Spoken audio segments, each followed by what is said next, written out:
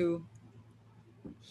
Okay, guys, it's another episode of Who the Heck Are We? Claro Manzano will be in charge of this episode. We got Lance Fernandez, of course, our walking Google with analytics. We have Claudia Perrine, and we have Sir J. De La Cruz, a voice of the PBA. I'm here. Sakto camera ko. So we got our distinguished guest in Garren Elorde, grandson of the Flash. What's up, Garren? How are you doing? Hi guys, kamusta? Woo! Yun, may kakwentuhan Good, tayo. good. I think you're our second guest already for this year, and our first Wow. guest for boxing, I could say. Yeah, first time we'll be covering that sport too for this podcast. Yeah, but real quick lang, guys, let's run through our mailbag. Thank you for those who sent in their messages. I think we asked them what sporting event are they looking forward to in 2021. I was about to say 2020. Nasanay. Si Ali Adizon, he said he's looking forward to the PBA kasi idol niya daw si Junmar Fajardo. Si Fons David naman, Ginebra, looking forward to Ginebra because of Mark Kagiwa and everything. And then Javi Martinez, the Euros this year. Interesting answer. He's expecting a lot of upsets because the star players are going to be tired af. That's what he said. Because we have a lot of congestion now with fixtures. And we got Juro. It's he said last time his favorite moment was Arsenal winning the FA Cup, and then he's looking forward to the PBA draft because he's been following Santi Santillan's journey from college. Last but not the least, Regina Kiambao, the Tokyo Olympics, but we hope that the Olympics will still get to push through, or let's see what's best, of course, for Like a ding-ding, but let's hope for the best. so let's hope for the best. We're in a tight situation right now, so we leave it up to those guys. They have all the information to make the best decisions. Well, anyway, let's get the show on the road. Boxing naman, Garren. So, okay, you and I were schoolmates, and the first time I heard of your name, Garren Elorde, I'm like, wow, I think he's related to the Flash. That's the first thing that popped into my head. Do people ask you that often, siguro, when they hear of your name? Well, actually, yung mga new people that I meet, parang they always ask me if I fight, parang if I'm a boxer, ganyan. Lagi ganun yung general knowledge nila sa akin agad-agad. But then parang to be honest, I did basketball growing up, and I used lang boxing as a parang training, parang fitness lang para to stay fit. Pero I never really competed professionally, unlike my cousins. So yeah, and my lolo, syempre. Boxing skills. Did you use them on the basketball court? Or Nico? Because you're no Nico's naman. cousin, right? Yeah, so sorry kay Nico, pero alam natin si Nico medyo rough sa court. But it's okay, ganun talaga, di ba?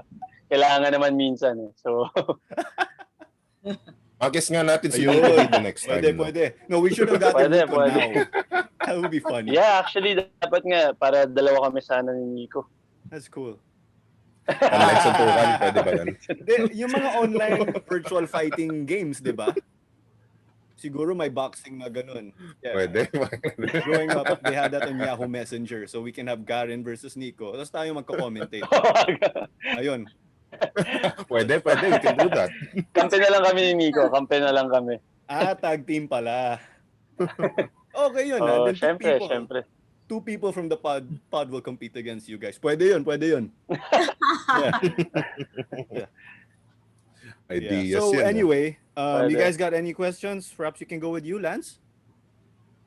Just give us an idea siguro, Garren, like how many Elordes have been engaged with boxing after Flash? Like who Well, I have 3 cousins that tried to go professional boxing, and one of them is still active, si Mig Elorde. So, brother yun ni Nico. And then, yung kaka-retire lang recently, si Bai Elorde, yung eldest brother ni Nico. And I also had one cousin na nag-try rin, si JK Elorde. So, yeah, 3 of them tried to go professional. Okay. Oh. And is there like pressure that comes with the surname? Kasi once you mention Elorde, there's an automatic tag na, a boxer, matapang, Yeah. So, is there like an added pressure for everybody na carrying the surname? Kailangan ganito tayo. Kailangan ganito yung personality natin. Yes, actually, sad to say, parang it could be a bad thing, diba? Pero parang we're trying to take it as parang an extra push to become a better person. Kasi syempre, yung lolo namin, parang he created this name for the Filipino people to be known as a good person, a good athlete, parang disciplined na tao. So parang hindi kami pwedeng basta-basta lang makipag-away sa labas, basta-basta makipaglasingan kung kanino. So parang there's that pressure of being that good person. And it's helpful rin for all of us. And for me, parang I can say rin naman for my cousins that tried boxing, I know naman that there's pressure. Pero I think they also handled the pressure very well. Parang they just tried to be the best that they can be. And yun, parang they made all of us proud naman, regardless. So, yeah. All right. So, Garren, ako naman, thank you for coming today. Could you please tell us more about your background, what you actually do? Like you said earlier, if you have the name Elorde, a lot of people probably will be thinking that you're a professional boxer. You may be. So, tell us more of what you do, and your background. So me, I was actually born in Hawaii, sa Honolulu, sa States. Okay. So the reason behind that was yung dad ko, he's a boxing promoter. So my lolo actually, 'di ba, boxer siya. Yung wife niya was si Lola Laura, was the daughter of his boxing manager / promoter, si Lolo Sarial. So my dad and my tito also and my other tito and titas, they took in the responsibility of promoting boxing events here and also abroad. Parang they manage boxers locally and they book fights here and abroad. So yun, my parents were actually there in Hawaii for a fight in Honolulu. And yun, nung pinanganak ako, yung mga nasa kwarto ko or my family plus mga boksingero na. So nung pinanganak pa lang ako, na-introduce na ako sa mga boxers agad-agad. And actually here in our house, we live with boxers. I mean, I don't share a room with boxers, pero meron din silang quarters dito. So growing up talaga nandiyan na sila. Yung gym namin for them to train, nandito lang rin sa bahay. So parang, alam mo yun, every morning they run, makikita ko na sila. Lunchtime, magte-training sila, nakikita ko rin sila. And actually, from time to time, I do conditioning training for them. Okay. So, yeah. So, I try to use my knowledge cross-training rin sa physical conditioning to help out din sa boxers ng dad ko. And pag may mga fights abroad, ako na yung sumasama instead of my dad kasi minsan nagsasabay yung mga fights abroad. So, ako pa parang American citizen, mas madali makakuha ng mga permits and mga you don't need it. yung mga ganun. Sometimes I don't need visa stuff to go to Japan, Australia. Di mo na kailangan pumunta ng US Embassy so palagi. Parang it's very convenient. It's very convenient. Parang ako na yung napapasama, ako na yung parang nagsusupervise para to make sure that everything goes well. Syempre. So, yeah, yun. Wow. So you were really born Sakto, around the boxing community, no? Yeah. Yeah, literally, yeah. Literally around boxers. So Yeah. did your parents, did they have the boxing gloves? Did they put you wearing the boxing gloves when you Hindi na mittens boxing gloves ka agad. Boxing gloves na agad. Boxing gloves ka agad, no? Parang di masugatan sa kuko, no? Yeah. That's good. At least, like you said, no pressure naman sa'yo to become a boxer, like a professional boxer. Yeah, no pressure naman, yeah. So, yun nga, that's the thing. If you're surrounded by boxers, your lolo is a great boxer, is a Philippine, he's a national hero, a Filipino, a boxing hero, then provided your dad's also a boxer promoter, you are surrounded by a boxing environment, what made you decide not to be a fighter or a boxer? Actually, the idea has been just there. Parang nandyan lang. Parang alam ko kasing nandyan lang eh.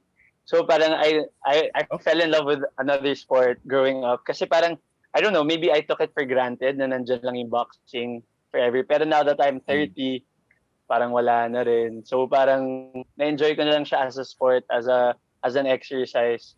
Pero parang I never really pursued it. Parang it's always just been there. Pero I don't know, for some Okay. reason hindi ako na-push eh. So actually merong regrets din eh, kahit papaano. Sana na-try ko when I was in my early 20s at least. So So parang perspective doon, yun yung comfort zone mo, no? The boxing was your comfort zone, pero it's like you still have an idea na meron ka pa magagawang iba. yes. Something like that. Yeah. Pero at least you're surrounded by boxers. Pag kailangan namin ng boxing analyst dito, sakto, may resource person tayo. Yeah, that's true. Sabi nga ni Garren, we were talking before the episode, he'd call a number of boxing games. Asian games ba yun? Or Olympics? Yeah, so last year, 2019, I called SEA Games. Asian Games, SEA Games ba yun? SEA Games in 2019? 2019. Yeah, tama. Yeah, Like, so I where was was called up by TV5. It was a good experience. Masaya siya for me. Alright. And nung fight ni Manny sa Malaysia, Oh wow, you called so that parang show? no, I didn't, but parang they made me, I was alone there at first. Parang may parang access kami sa training kasi yung Elorde, under my tita Lisa, parang kami yung gumawa nung gym doon sa hotel. Parang yung production, parang kinuha niya kami. So parang I had the access to it. So parang pinagawan lang ako ng TV5 ng konting footage behind that. So yeah, it was fun. At least you have some boxing experience that you could Yeah. share during the Yeah. Sumasaya naman siya. That's really Fights interesting. abroad, kahit anong sports event talaga abroad, I enjoy it very well. So It's different when it's abroad, no? It's different when you watch sports from, if you live. yeah, it's For me, different talaga. Iba yung energy.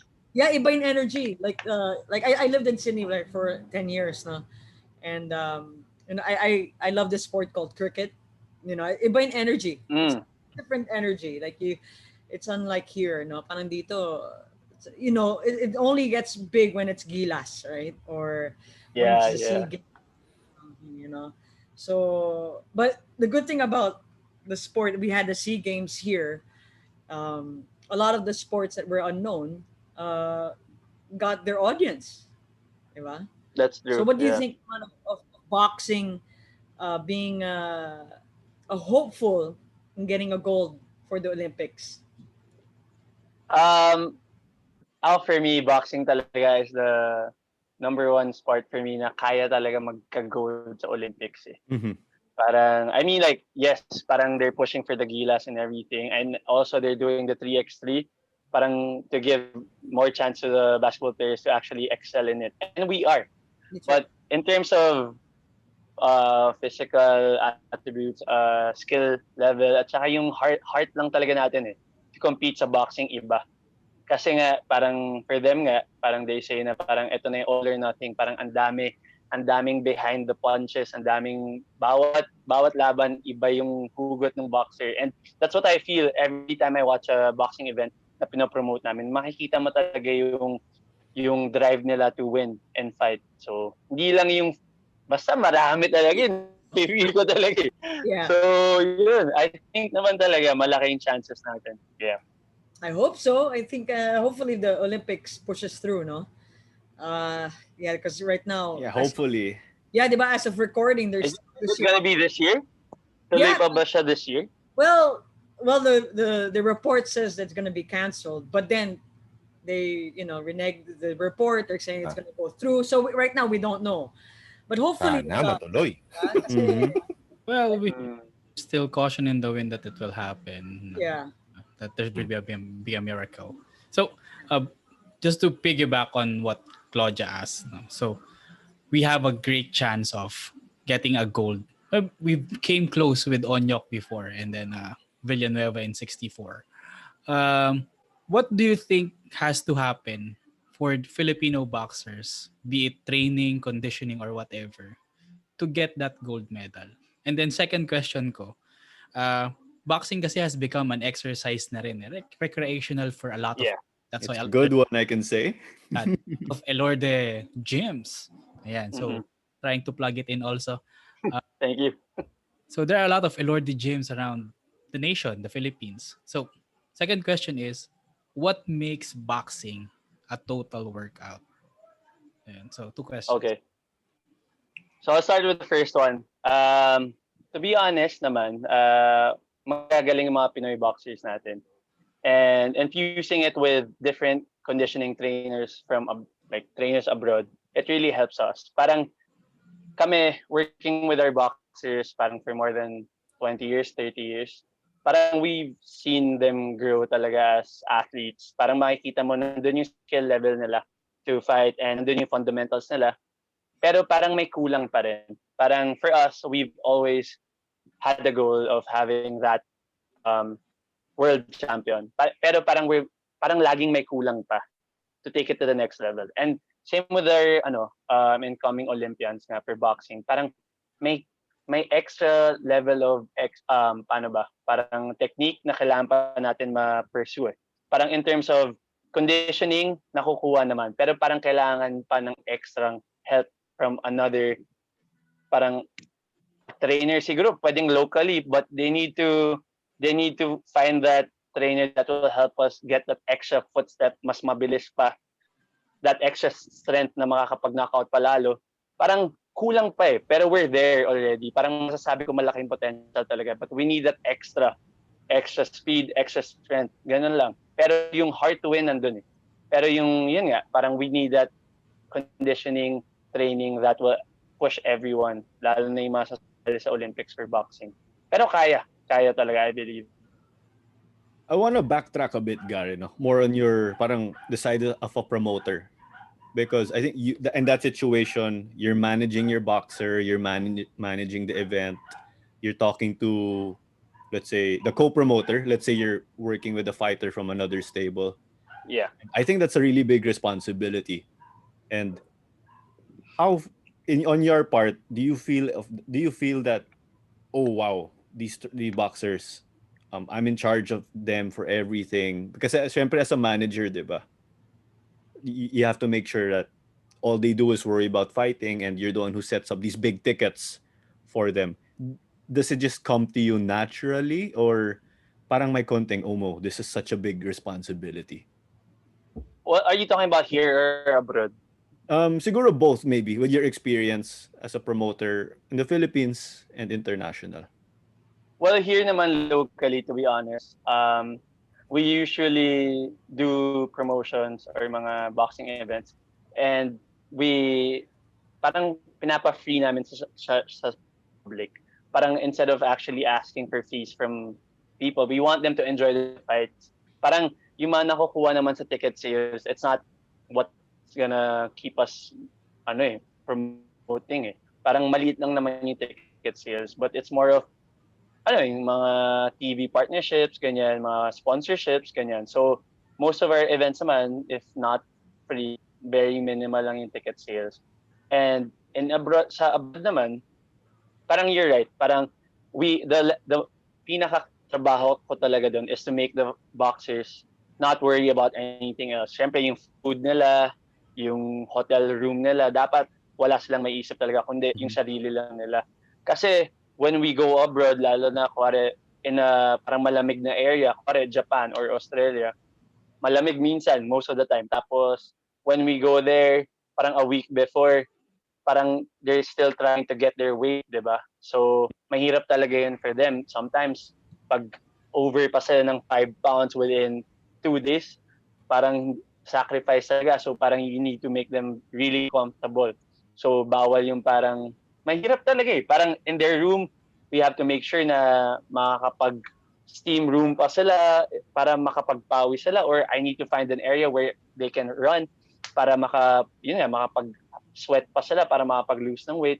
So, ganun lang. Parang all I need to do is to give them comfort and make them focus on their fight. That's it. Pero mahirap din for them kasi all throughout their days na nagsistay sila dun sa hotel, iisipin nila yung timbang nila na they need to catch it days before. Parang, tapos, pag nakuha nila yung weight nila, kailangan maka-recover na sila kasi the next day na agad yung fight. So parang malaki yung problema nila, pero yung sa akin, I just need to make sure that they're okay. Yun lang. That's really interesting, no? Because normally it's just you only see the boxer when it's time, of course, to fight.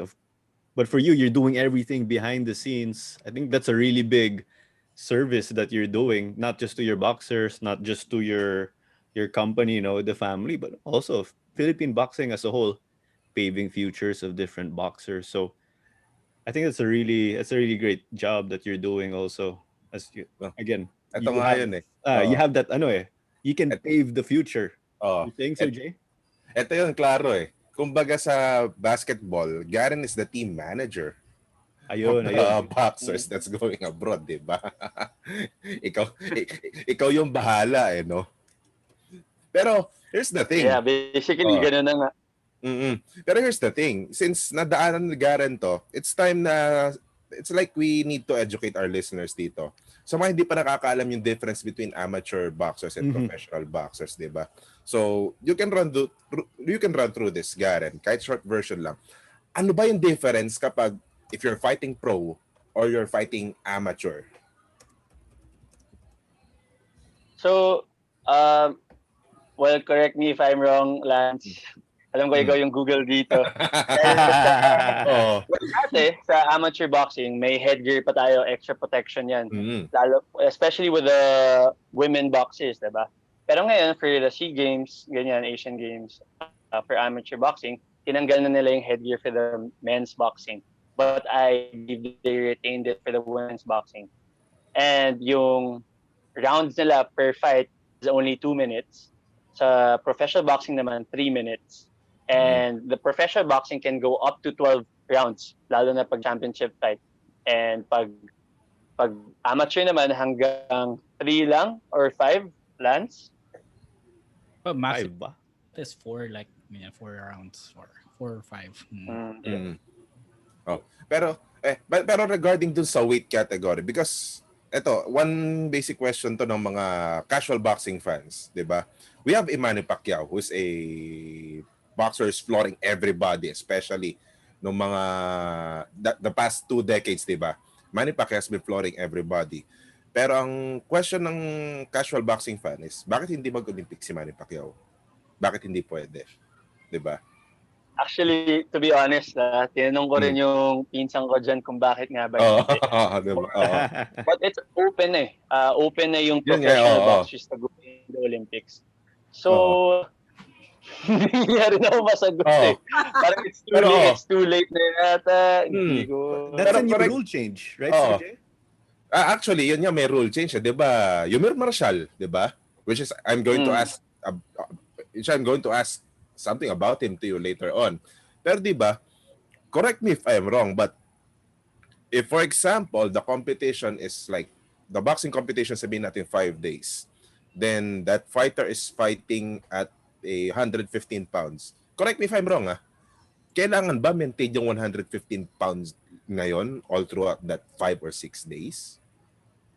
And alam ko oo eh. Kaya mahirap.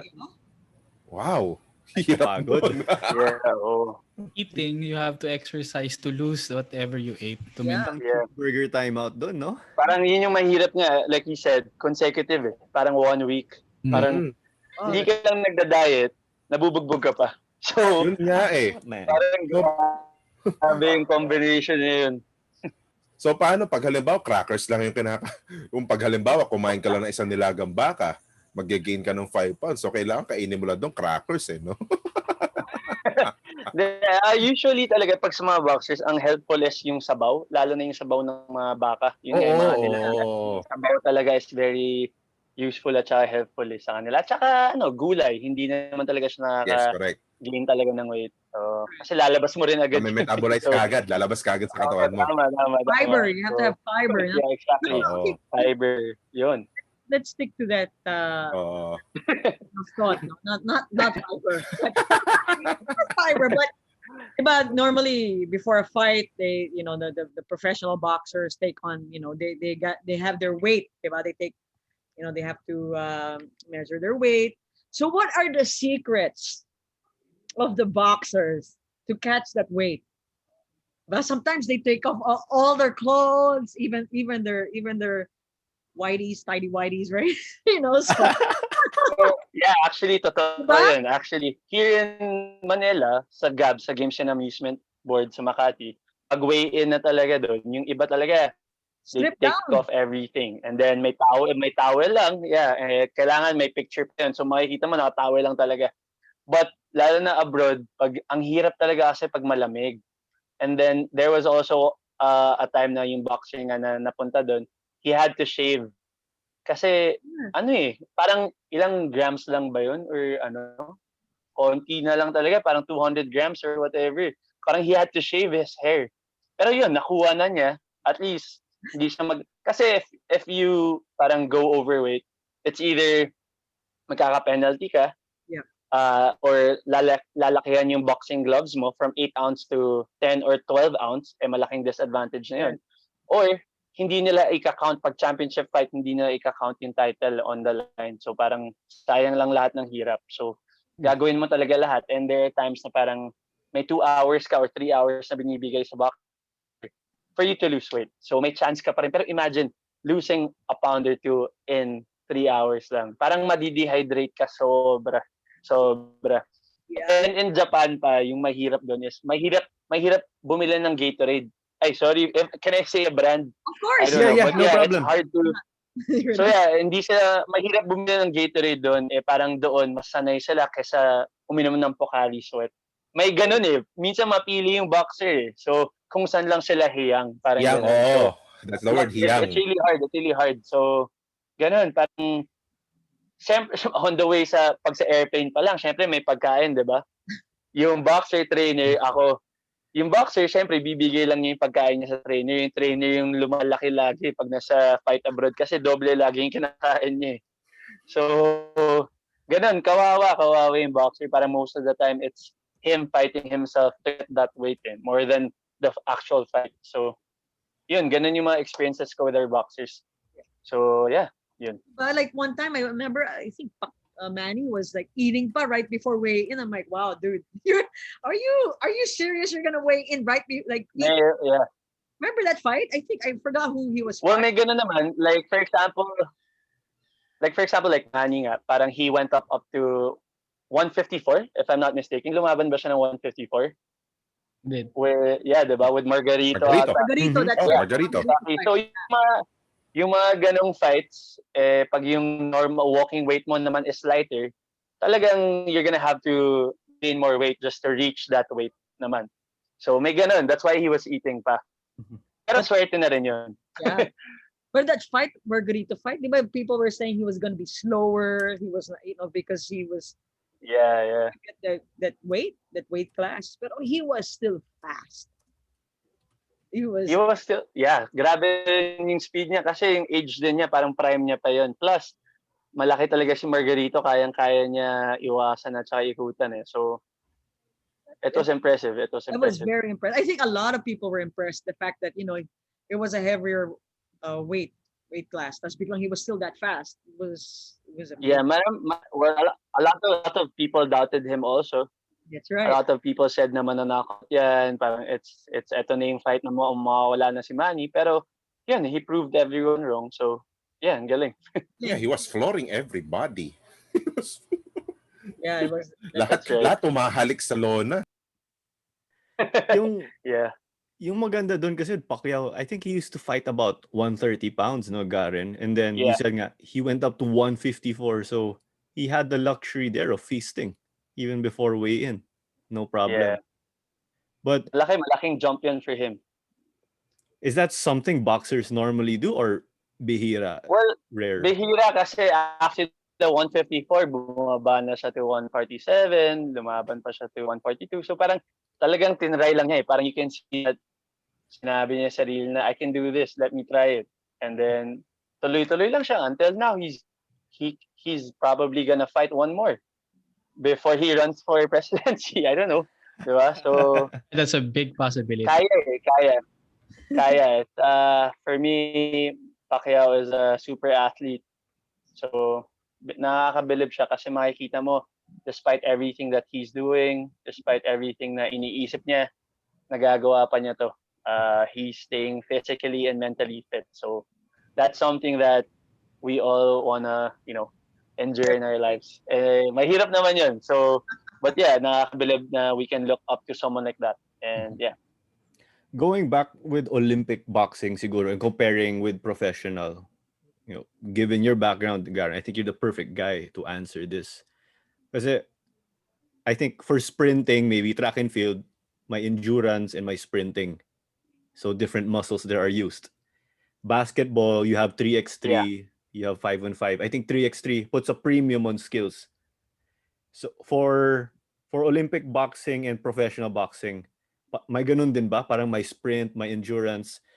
How are both sports, sorry. Are you talking about the muscle that you're gonna use? Yeah, or maybe the difference in approaches. Maybe you could tell us about that. Well, ako in my knowledge, to be honest, I'm more focused sa professional boxing talaga. Pero sa knowledge ko sa amateur boxing, it's more about the points talaga. Parang the hand speed, yung pagpasok ng punches, kailangan talaga, yun nga, makita ng judges na makakascore ka ng marami. It's the quantity.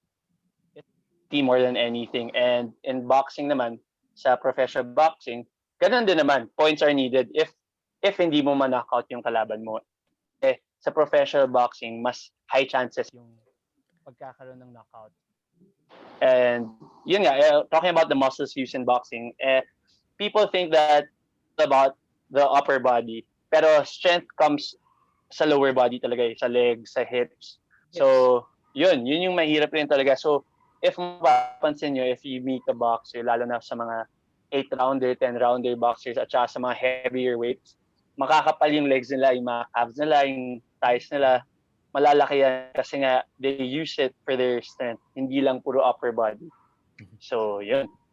So, you're saying kung amateur boxing, those boxers are more lean? Am I correct? Did I get that right? Yeah, yes, I would say they are more lean. Bihira lang din yung mga upper class level ng ano natin sa amateur boxing. And yun nga pala, parang I wanna suggest also to our young athletes na parang hindi naman sa ayoko mag-basketball sila. But if they have the size, parang ako, I know a lot of people growing up na parang mas malaki lang sa akin and mas makapal, pero they do boxing kasi yun yung mga gusto ng mga friends. Parang boxing is a sport na hindi siya ganun ka-mainstream sa totoo lang. And tingin ng iba, sorry to say, parang people na parang less fortunate lang yung nagba-boxing. But honestly, parang ngayon nga, with Elorde gyms, parang spreading around the metro, ganyan, parang marami rin kami na parang from the upper class na nahihilig talaga maging professional boxers. Pero yun nga, some of them na-introduce sa sport at a late age. So parang it's too late na rin, ganyan. Pero yun nga, parang hopefully, parang coming into the next years, parang sana mas introducing sport sa younger people, sa youth. Kasi nga, I really believe na malaking potential ng Filipino sa boxing. Lalo na yung mga, hindi lang yung mga galing sa hirap, yung mga elite din. Parang we all have that drive we all have that skill, and we all have that, parang pantay-pantay tayo sa if i-compare natin sarili natin physically sa mga boxers abroad. Sa Japan, actually, yung mga professional boxers, yung mga nag-work during the day, they train at night. Kami dito, or most of the boxers here in the Philippines, they train all throughout the day kasi that's all they do. So they jog. Ang routine dito is they jog at 5. Tapos they do core exercises at 6, and then they eat their breakfast. Tapos at lunchtime, mga 12, they do their training na with their trainers. Tapos MWF, lagi yan, may sparring. So imagine, for you to fight, kailangan 3 times a week makipag-sparring ka na agad. So grabe lagay yung hirap. And nagagawa naman nila. Solid but yun. Yun, sa Japan, nagagawa nila na they work throughout the day, and then at night, at mga 6 p.m., they train. Tapos ang maganda pa dun, for them to train, some of them, they pay pa the gym. Yung professional boxers nila, they pay pa. So, Okay, yeah, also dito, pag yung mga boxing events, syempre, kami as yun, promoters, managers, kami yung nagbebenta ng tickets, kami yung nagpo-promote ng fight. Pero in Japan, ang sweldo mo, kuwari, 20,000 yen. Ikaw mismo magbebenta ng tickets mo. So, I mean, maliit Ikaw yung, magmamarket sa sarili mo. hindi 20,000 yen lang ang sweldo ha. Pero, Sample yun, lang, yeah. Sample lang. Pero syempre more pa. And sobrang more pa. Pero you sell your own ticket and that's your So, ikaw salary na. magmamarket. Yeah, oo. Para, Ikaw magmamarket sa doon, if sarili you mo. go there, laging puno yung... Tama. So, yung mga kaibigan mo, benta mo ng tickets, kahit sino. Basta ang makukuha mo, buong yun yung barangay sweldo mo, mo. dalhin So, mo lagi. doon, no? Kaya lagi, if we go there, grabe yung support ng mga locals doon sa kanila. Parang isipin mo, ano ba ito, pamilya nila? Totoo nga, kasi nga, they have to sell their own tickets. So, ganun. Buong angkan eh. Ganun talaga. So, sila, grabe rin sila kasi yung discipline nila, ganun nga. Plus, they have to think about the tickets they have to sell before the fight, diba? So, grabe. Iba talaga yung hirap per country. So, Holistic sila. Like, they're not just a boxer, but they're also a promoter, a marketing person. Exactly. Sales, lahat na. So, pero, Karen, I'll go back to what you said. You touched on the youth, no? You mentioned that you believe that martial arts or boxing should start from the grassroots. That's right. Yeah. And yes. And there was recently, like 2 weeks ago or a month ago, I'm not sure if you read it, that there was a law that was going to be passed, which I don't think will be passed. You think you know what I'm talking about, right? Yeah. So, what do you think of that? Pwede ba malaman sino nag-try mag-pass ng law na yun? I don't know the name. We honestly forgot, Garren. We honestly forgot. Pero yung tanong kasi namin that time to whoever was trying to push that, na do you watch sports? That was the fundamental question. Actually, since we don't know, malabo talaga yun. Yeah, I get it. Parang siguro anti-violence siya, ganyan. Baka nagkaroon siya ng bad experience growing up or yung anak niya, we don't know eh. That's right. Parang for sure, he had a bad experience with something. Pero to be honest, baka nasa pak. Pero to be honest, for the people that actually trained a sport, a martial art growing up like boxing, lalo na, for example, kami, family namin, kahit na into boxing kami, kahit puro boxers kasama namin, we are told not to be violent. We were told not to be, huwag kami maghahanap ng gulo, bawal ganito, bawal ganyan. Parang mas magiging disciplined ka eh. Mas mahihiya ka actually if you know how to do something. Parang, parang nasa, parang I'd like to believe boxing is more than just a sport or a martial art. Parang it's a value that you learn eh. Parang mas magiging makatao ka. Parang, I mean, parang you'd actually want to not be violent. Parang if you know what to do with your hands. Alam mo yun? Parang it's a weapon already.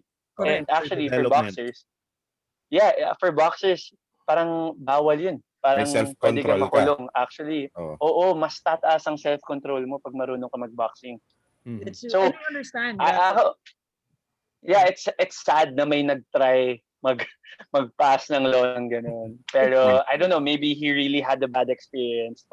I don't want to judge him, but don't pass it kasi boxing is a good sport. Boxing is it's everything to some people, and it's actually gonna help a lot of kids growing up if you know. Jay, before you ask a question. Sige.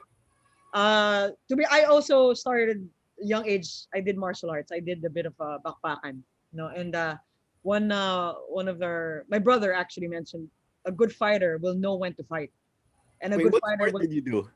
Bakbakan nga. Okay. Okay. So, ulit eh.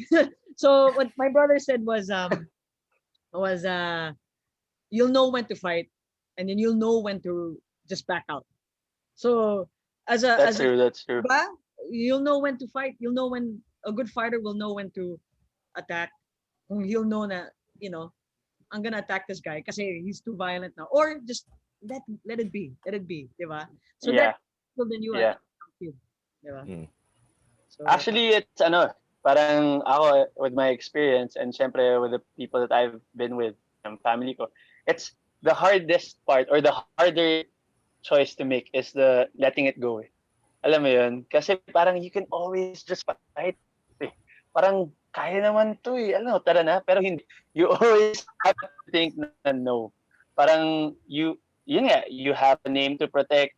Parang you have, dun dumadating yung pressure na parang you can't just be careless. Yun yung parang pressure na sabi ko rin, parang growing up. Parang you can't just be careless. And I think it's a good thing also talaga. I wouldn't say I think it's a good thing. So yeah. ayun. Speaking Well, of with the status of boxing in the Philippines, it's great to see na parang we're well equipped, no? The boxers are full time, unlike in other countries. You're saying, Yeah. and then Yes. you guys just take care of everything in the background, and all they have to worry about is training. And bouncing off that, I think that's something we see or we hope to get to that level in other sports also. And these are, I think, the other individual sports which have the potential to deliver medals, whether it be Asian Games, SEA Games, or the Olympics. So we see it's good to see that boxing's doing it right. Well, I think the medals would show it. Philippines is normally expected to do well in international tournaments, no, whether it be professional or amateur. There's something you wanted to ask, Lance?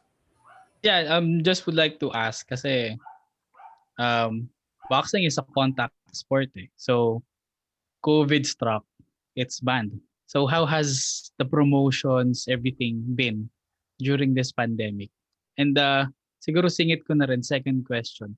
Sino yung, kasi pag-usapan na rin na si Manny Pacquiao, parang sino sa stable nyo yung parang umaangat na parang ito yung parang next Manny Pacquiao natin? Who do we look, sino yung dapat abangan sa boxing? Mm-hmm. Okay. Well, I'll start with that. Sa amin naman, our stable, we have this fighter named Joe Noynay. So ano siya? He's a 135-pound fighter, and recently nananalo siya sa Japan sa punta namin. Yun, isa siya sa mga kinukwento ko nga na mga fights namin abroad. He won.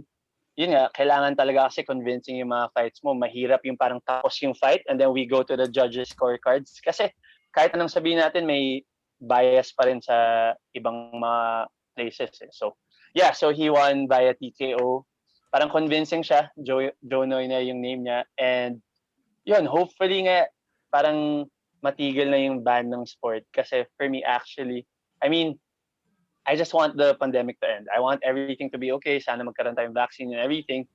Pero, yun, I don't want to rush din na parang pilitin magkaroon ng fight kasi baka ano pa mangyari. But, tumatanda rin yung boxers namin here in our stable. And it's sad to say na parang yung past year, dapat magkaroon siya ng defense sa Australia. Pero, napupush kasi nga hindi safe. And, yun din, good that you asked about promotions kasi to be honest, magkakaroon dapat kami ng boxing event for a world title. Dalawang Filipino boxers ang maglalaban noong December pero hindi nga siya na-approve and then January hindi pa rin siya na-approve. So baka February matuloy na siya. Pero yun nga, we're still gonna go through the protocol and everything na quarantine yung boxers and everything bago siya matuloy. At saka dun sa event itself, walang audience and lahat ng mga nandun parang naka-PPE and everything.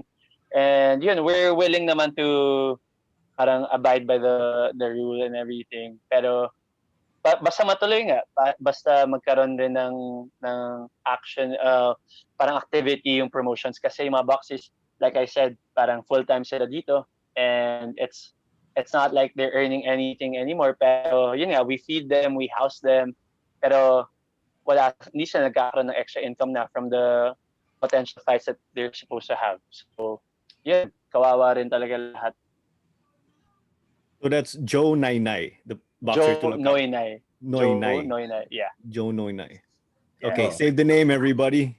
Joe Bookmark that. Noynay. Ito, Claro, Go I ahead, just Sir want to Jay. piggyback.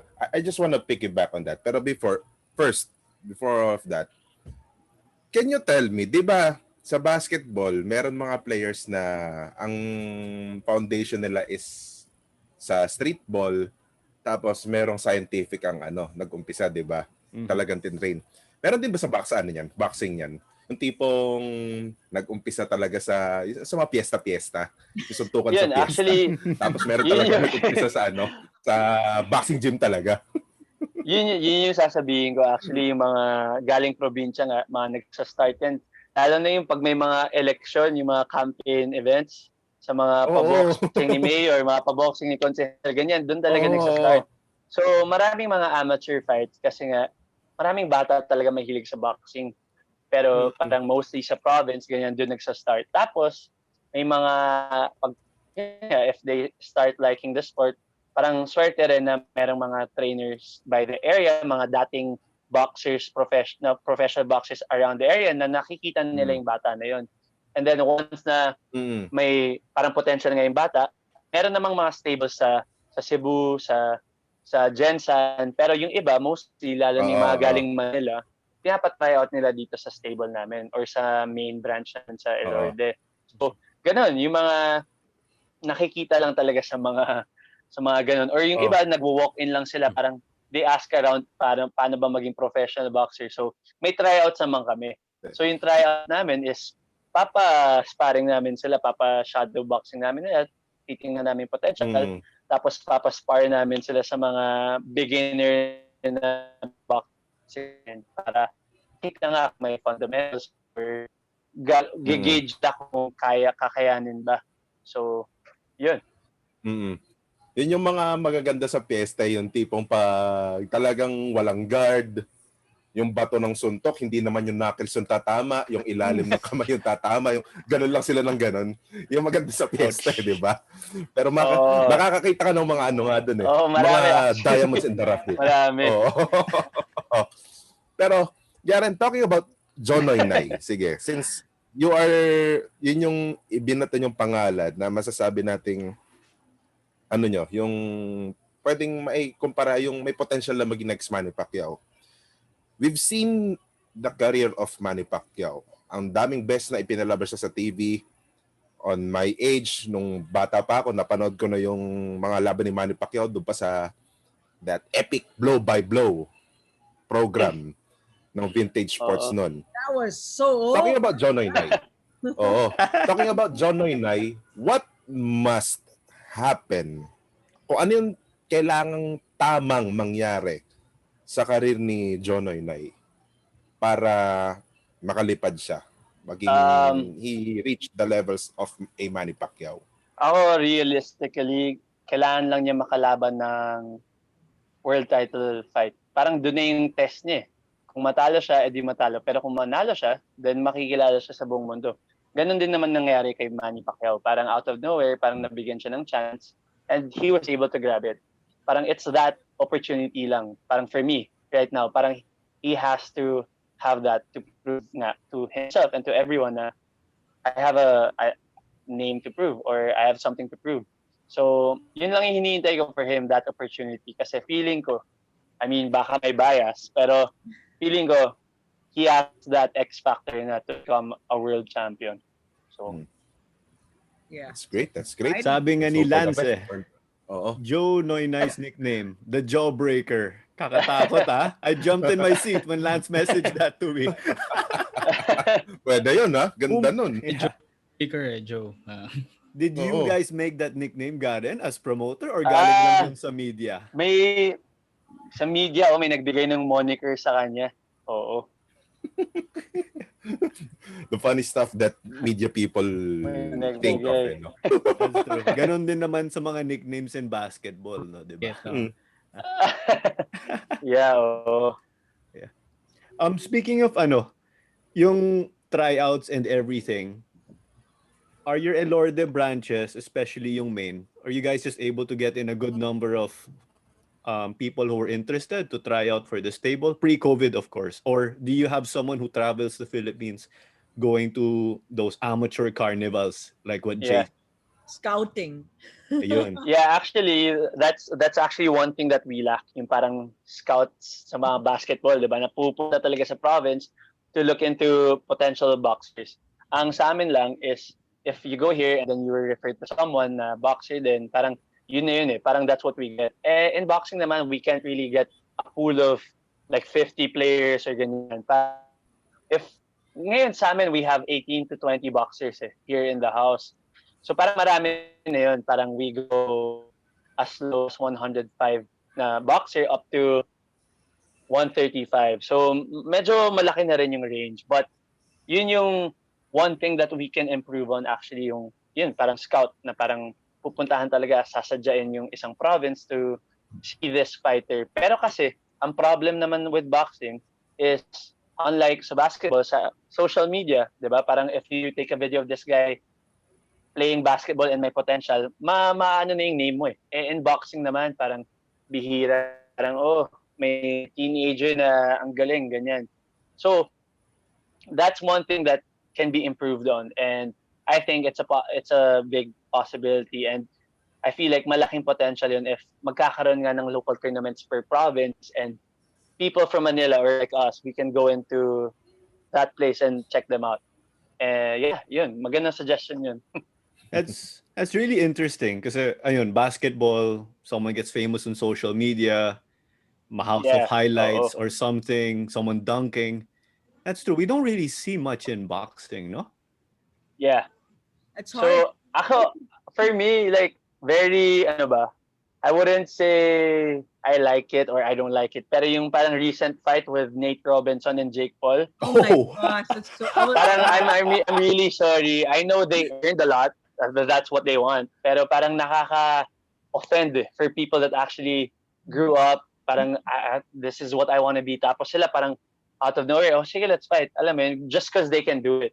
And it's because of social media, ganyan. So, yun, parang if we can do that to people that are not actually boxers, di ba? Parang, ba't hindi natin push yun for boxers talaga? Mm-hmm. Parang yung mga magagaling talaga, let's just push them online and everything. Kaya naman. So, based off that, okay, like Nate's a famous basketball player. Okay, let's just organize a boxing match. Let's use his name, image, and likeness and everything.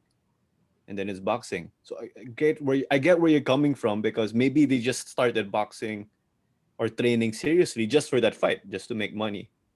And you see these guys in stables where ayun, day job na yun for the people in the case of Elorde's boxers, no? yeah. Saka malamang hindi pa formal Yeah, yung training nung nila Nate Robinson noon. Meron pang side events yun tulad ng party sa gabi. Hindi Diba? sila nag-training kasi sa Elorde. I'm sure it's not strict. Oo. Yeah, and for sure, Iba pa parang rin yung they don't talaga ng really boxers.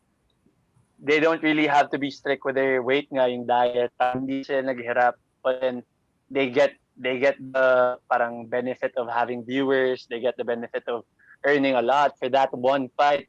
Eh yung boxers, parang professionally, parang ang usual rate pag mag-start out, parang 1,000 per round lang eh.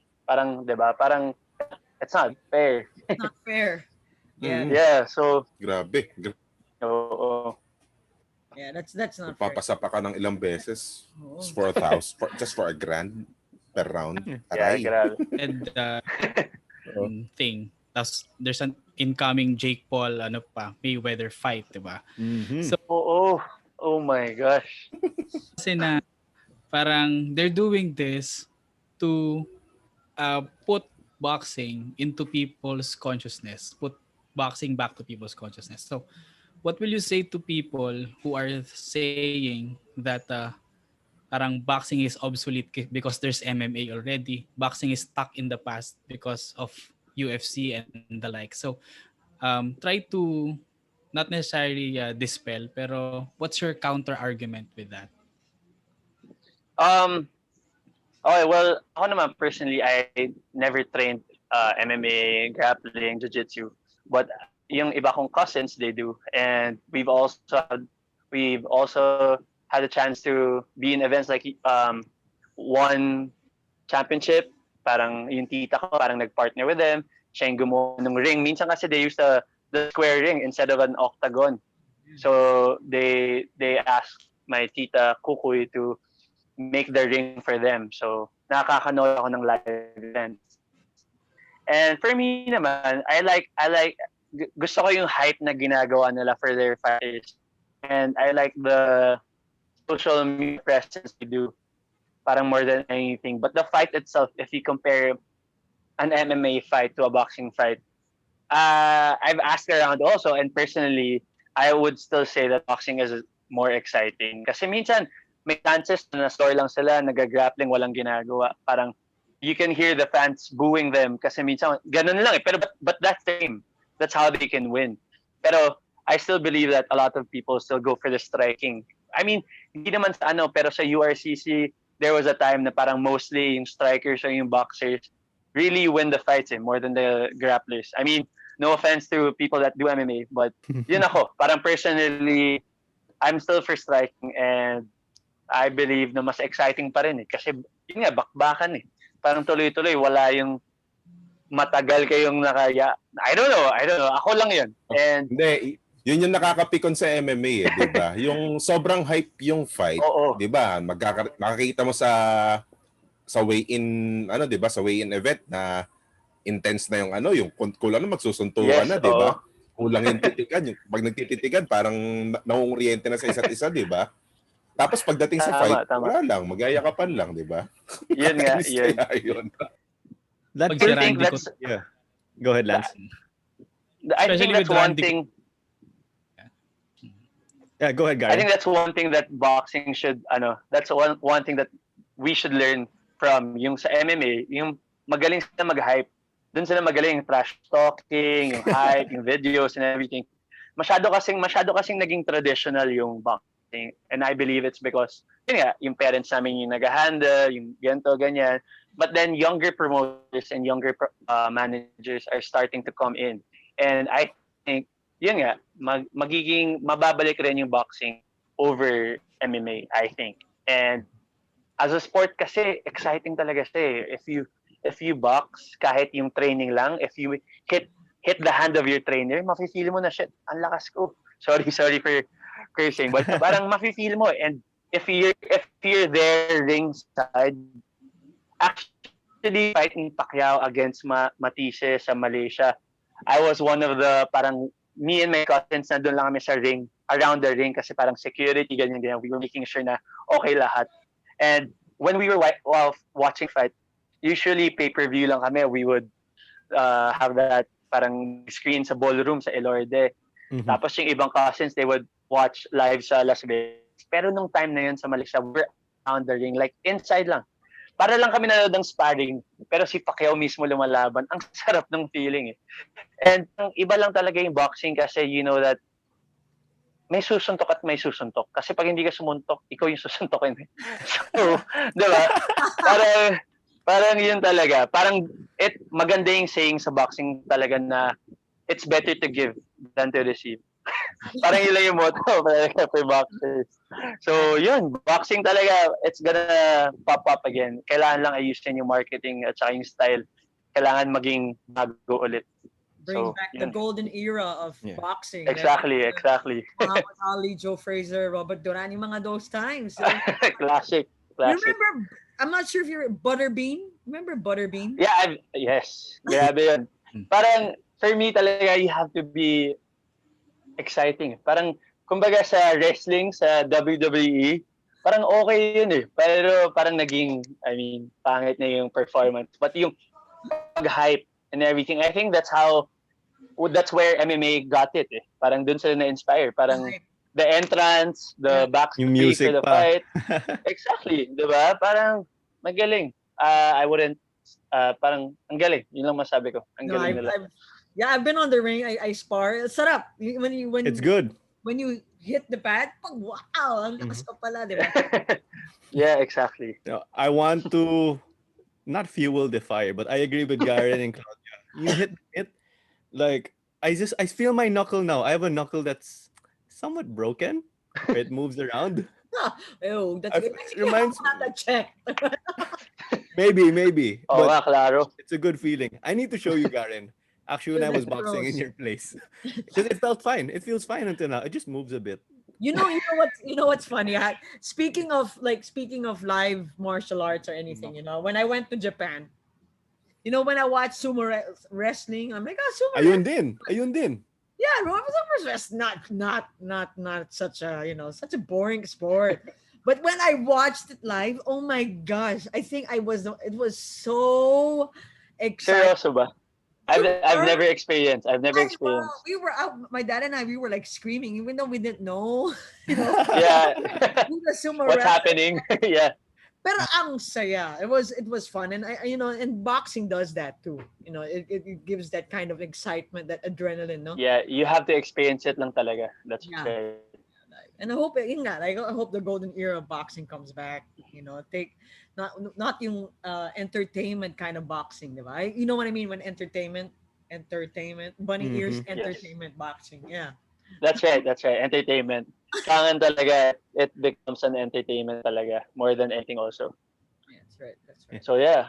Speaking of yung striking, no, I think that's really like that's the money. That's what got me into boxing because honestly, boxing is something that I'd watch you given the chance. It's kind of like my cup of tea, but not against nothing against MMA or anything, no.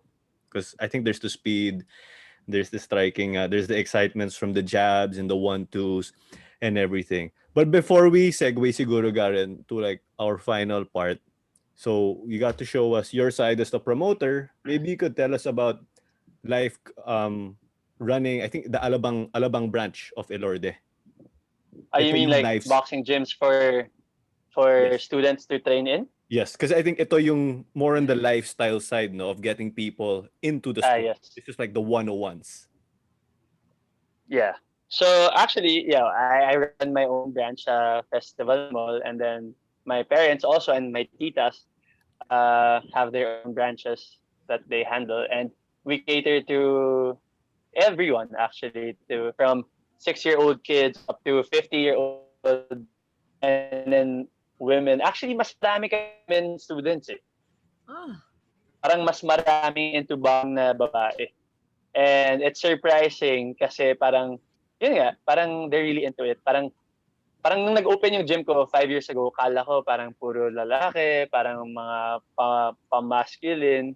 Pero hindi, parang more women are into it. And it's good. Parang maganda yung energy, maganda yung diversity. And it's good to see women fight. Parang for me, I don't know, I like it. Parang there's that sense of fulfillment. Parang we have Elorde for everyone and for the women. And good. I'm not just empowering women, pero parang I like it that they don't see the sport as a man sport, They're not and they afraid of feel it. comfortable That's right. boxing in our gyms. Yung maganda rin other than just lifestyle, everything, maybe even getting people from A to Z into professional boxing. Ayun, there's the lifestyle and I think people can say, "Oh, I'm going boxing not just to stay fit, pero for self-defense, no? Like you go around, you know that you can Yeah. defend yourself in the event that someone intends to strike you for whatever reason it may be in the Yeah. streets, no? But anyway, Yeah, yun nga, more than yeah, go ahead. anything, not parang it nga that we are able to teach women and kids how to be equipped of, just being alone and not scared. But yun nga, sa right time. Parang self-defense during the right time and when needed. Hindi lang kung basta-basta. So, Bigyan mo yun. ng jab ka agad eh. Yung pala, mag-hit mo lang eh. Jab. Ay, bang! Jab straight hook ako, Claudia. Okay, yan. Magandang combo yun, Claro. Magandang combo. Yeah, I got that from you, Garren. I got that from your gym. That's good, that's good. Southpaw or ano? Ako? Or Garren? Southpaw ka ba, Claudia? Yeah, Are you a lefty? I'm a southpaw. Yeah. Oh, that's good, I mean, I rarely know of people that are lefty or southpaws kasi parang mas usual yung orthodox. But yeah, galing, okay yun. I'm a southpaw, yeah. Ay, yeah. It's so different watching a Interesting. southpaw. Yeah, like from the perspective of me just being orthodox and everything. But anyway, let's proceed to our quick fire round, Garren. You can just answer with one word. You don't really have to give us an explanation if you want. So I could start off. Simple lang. The most exotic country you've been to with Elorde Promotions. With Elorde? Yeah, as a promoter. Siguro Malaysia. Malaysia. Mhm. And then you get to have dinner with 3 boxers, whether living or deceased. Who will those 3 boxers be? And then we can go on with you, Lance, afterwards. Okay. My lolo, Flash Elorde. Nice Uh, one. Default, yes, of course. I'll go for Muhammad Ali, syempre. And Ryan Garcia. I just wanna, yeah. Star-studded. Yes. Okay, yeah. Yeah. Lance? I Okay, think- so aside from your own boxers in Elorde, who is your most favorite boxer as of the moment? Sorry, Lomachenko. Okay, Hmm. power puncher. Oh. Power na, speed na, footwork, lahat complete. Yeah. For me. And then siguro next question, there's a Mount Rushmore, di ba? So most likely your lolo is 1, Manny Pacquiao is 2. Who are the 2 other boxers that you'll add sa Wait, Mount Rushmore ng Philippine kailangan ba boxing? like tapos na sa career or they can still be active? Could be still fighting or tapos na. So your own Mount Rushmore. So, I'll go for syempre Lomachenko. Hmm. And then, hirap na to pala. How about Philippine boxers? Be limited to Philippine boxers. Philippine boxers? Sige. No bias, but I'll go for... Dagdag ko na yung 3 cousin ko dun. Okay, okay. You guys owe me a meal or something. Nice. Family reunion. The Mount Rushmore family reunion. Yeah. It just shows that boxing's in the blood, no? That's right. Runs in the blood. Wala bang honorary yung pinsan mo, si Nico?